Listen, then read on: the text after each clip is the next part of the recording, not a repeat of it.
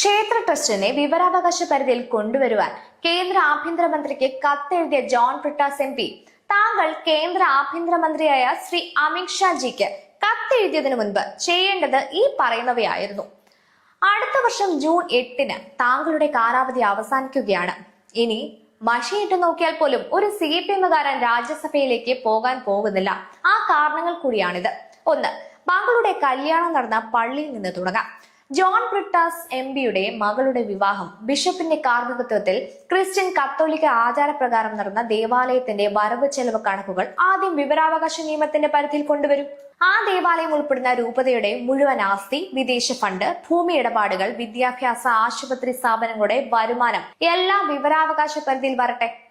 2, കേരളത്തിൽ 50-ലധികം ക്രിസ്തീയ സഭകളുണ്ട്. കത്തോലിക്ക, ഓർത്തഡോക്സ്, യാക്കോബായ, മർത്തോമ, CSI, പെന്തക്കോസ് തുടങ്ങിയ എല്ലാ സഭകളുടെയും കേന്ദ്രീകൃത വരവ് ചെലവ്, സ്വത്ത് വിവരം, FCR വഴി വരുന്ന വിദേശ പണം, ചാരിറ്റി ഫണ്ടിന്റെ വിനിയോഗം എന്നിവ വിവരാവകാശ പരിധിയിൽ കൊണ്ടുവരണം.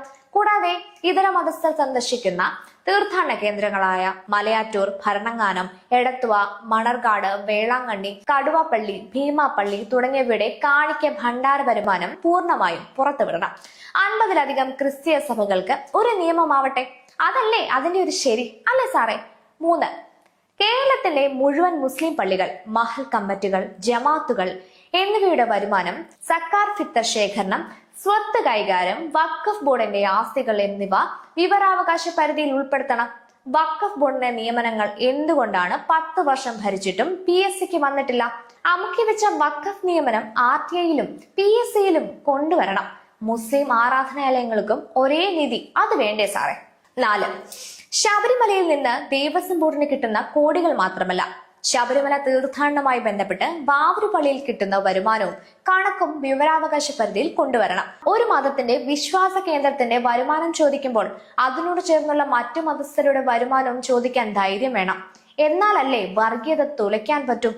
5, ചാരിറ്റി എന്ന പേരിൽ വിദേശത്തു നിന്നും സ്വദേശത്തു നിന്നും ആയിരക്കണക്കിന് കോടികൾ പിരിക്കുന്ന ക്രിസ്ത്യൻ, മുസ്ലിം സംഘടനകളുടെ ഓഡിറ്റ് ചെയ്ത കണക്കുകൾ വിവരാവകാശ വഴി പൊതുജനങ്ങൾക്ക് ലഭ്യമാകണം. FCRA ലൈസൻസ് ഉള്ള എല്ലാ മതസ്ഥാപനങ്ങളുടെയും വാർഷിക റിട്ടേണുകൾ വിവരാവകാശ പരിധിയിൽ വരണം. അങ്ങനെ ചാരിറ്റിയുടെ മറവിലെ കണക്കുകൾ കൂടി പുറത്തു വരട്ടെ. 6, ചർച്ച് ആക്ട് എവിടെ? വഖഫ് PSC എവിടെ? 10 വർഷം കേരളം ഭരിച്ച് നിങ്ങൾ ചർച്ച് ആക്ട് കൊണ്ടുവന്നില്ല.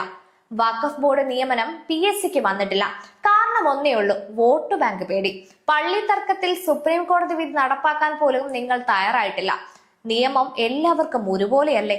7, രക്തസാക്ഷിയുടെ പേരിൽ 100 കണക്കിന് കോടി പിരിച്ചിട്ട് മരിച്ചവരുടെ കുടുംബത്തിന് നക്കാപ്പിച്ച കൊടുക്കുന്ന CPM ആദ്യം പാർട്ടി ഫണ്ടിന്റെ മുഴുവൻ വരവ് ചെലവ് കണക്കുകളും വിവരാവകാശ പരിധിയിൽ കൊണ്ടുവരും. കണ്ണൂരിൽ ഫണ്ട് മുക്കിയതിന് പാർട്ടി അംഗങ്ങൾ തന്നെ രാജിവെച്ചത് നാട്ടുകാർ മറന്നിട്ടില്ല. ആ കണക്കാദ്യം പുറത്തുവിടും. എന്നിട്ട് മതി ക്ഷേത്ര ട്രസ്റ്റുകളുടെ കണക്ക് ചോദിക്കുന്നതും കത്തെഴുതുന്നതും. അതായത് CPM ആദ്യം സ്വയം വിവരാവകാശ പരിധിയിൽ വരട്ടെ എന്ന്. 8, ബിഷപ്പിന്റെ കയ്യിൽ മുത്തി വർഗീയത തുലയട്ടെ എന്ന് പറയുന്ന നിങ്ങൾ ശബരിമലയിൽ പോയ ഹിന്ദു സഖാവിനെ പാർട്ടിയിൽ നിന്ന് സസ്പെൻഡ് ചെയ്ത ചരിത്രം മറക്കണ്ട. ക്ഷേത്രങ്ങൾ സർക്കാർ ഏറ്റെടുത്ത് ഭരിക്കും, പള്ളികളും വഖഫും തൊടാൻ പേടിയും. ഈ ഇരട്ടനീതിയാണ് ജനം ചോദ്യം ചെയ്യുന്നത് സർ. ഈ ഇരട്ടനീതി അവസാനിപ്പിക്കണം. 9, വിഴിഞ്ഞം തുറമുഖ നിർമ്മാണം അലങ്കോലപ്പെടുത്താൻ വിദേശ ഫണ്ട് ഒഴുക്കിയപ്പോൾ നിങ്ങൾ ചെറുവിരൽ പോലും അനക്കിയില്ല. കേന്ദ്രം FCRA കൊണ്ടുവന്നതുകൊണ്ട് ഇനി ഇന്ത്യയിൽ അങ്ങനെ ഒരു സമരം ഉണ്ടാകില്ല. ഇത് മനസ്സിലാക്കണം. അതുകൊണ്ട് സർ, ആദ്യം നിങ്ങളുടെ വീട്ടിൽ നിന്നും പാർട്ടിയിൽ നിന്നും തുടങ്ങും. പിന്നെ മതി മറ്റുള്ളവരുടെ മുറ്റത്തേക്ക് എത്തി നോക്കുന്നത്. 2027 ജൂൺ 8-ന് തൊഴിലില്ലാത്തവനാകുമോ എന്ന പേടിയിൽ ഇനിയും അഴിമതിക്ക് കൂട്ടുനിൽക്കാതെ എല്ലാ മതസ്ഥാപനങ്ങൾക്കും ഒരു നിയമം എന്ന നിലപാടെടുക്കും.